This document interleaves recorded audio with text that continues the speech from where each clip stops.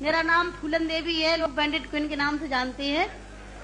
और हमें पता नहीं था कि इतना संघर्ष करने के बाद हम जिंदा रहेंगे और आज आप सबके बीच में भी पहुंचेंगे, इतना मान सम्मान भी हम पाएंगे, ये हमने कभी नहीं सोचा था।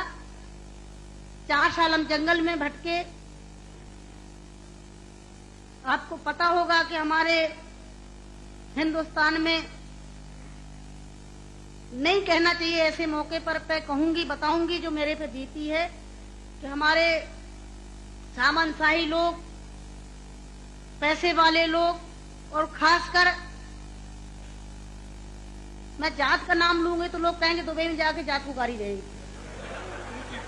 ऐसे ऊंची जाति के लोग जो जात पात को मानते हैं, हम जैसे गरीबों को, दलितों को, दबे कुचलों को, अल्पसंख्यकों को एकदम ये सोचते हैं जी कीड़े मकोड़े हैं, जी इंसान नहीं है। तो उन लोगों को मैंने बताया कि मैं इंसान हूं, अगर हमें तुम मारोगे तो हम भी चुप नहीं बैठेंगे, हम भी जवाब देंगे।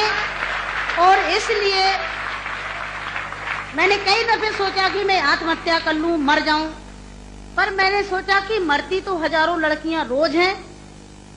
बताओ, हमें डाकू के नाम से जानते हैं लोग, डाकू, फूलन देवी डाकू। बताओ, मेरी 4 हाथ पैर हैं।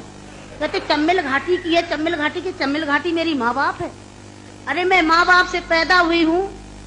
मेरा कसूर यही है कि मैं झोपड़ी में पैदा हुई, गरीब परिवार में पैदा हुई, दबी कुचली समाज में पैदा हुई, तो हमें जीने का अधिकार है नहीं। मेरे भाई और बहनों, मैंने कोई बुरा काम नहीं किया। मैं तो वहां भी मंच में बोलती हूँ, अब्बू भाई के साथ में तो कई सभाएं हुई हैं, बहुत बड़ी बड़ी सभाएं हुई हैं, कि मैंने कोई बुरा नहीं किया है। आपने सुना होगा, सुना का आप तो वहीं के सब रहने वाले हैं, कुछ हमारे भाई हैं यहाँ के, है कि एक सीता के कारण इतने बड़े जो रावण का आज तक पुतला फूंकते हैं, उसका यही कसूर था कि खाली एक औरत को उठा ले गया तो आज तक पुतला फूंकते हैं। मैंने क्या बुरा किया? मेरे साथ भी ऐसे रावणों ने अत्याचार किया, मैंने उन रावणों को जवाब दिया। फूलन देवी को डाकू है, डाकू है।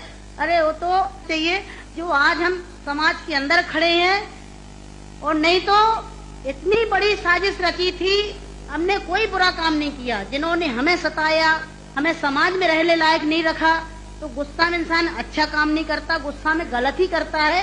और जो कुछ भी हुआ, अच्छा और बुरा, सबक सिखाने के लिए कि हम जैसी बहन बेटियों के साथ अन्याय अत्याचार करोगे तो कोई भी महिला घर से बाहर निकल के और अपने अधिकारों की लड़ाई लड़ने के लिए मैदान में खड़ी हो जाएगी।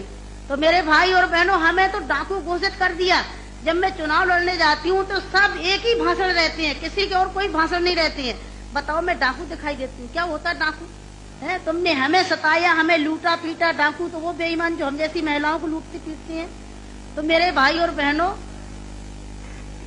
4 साल में जंगल में भटकी, 11 साल में जेल में रही, और जेल में भी हमें पागलों के साथ रखा गया था। अच्छी जगह नहीं रखा गया, जहीं पागल महिला थी, पागल महिलाओं में रखा गया था। 11 साल तक हमें जेल में रखने के बाद कोर्ट में पेश नहीं करा गया, और जब जेल से छोड़े गए तो बहुत बड़ा हमारे हिंदुस्तान में तूफान आया कि इतनी बड़ी डाकू को छोड़ दिया गया, बहुत बड़ा अन्याय हुआ।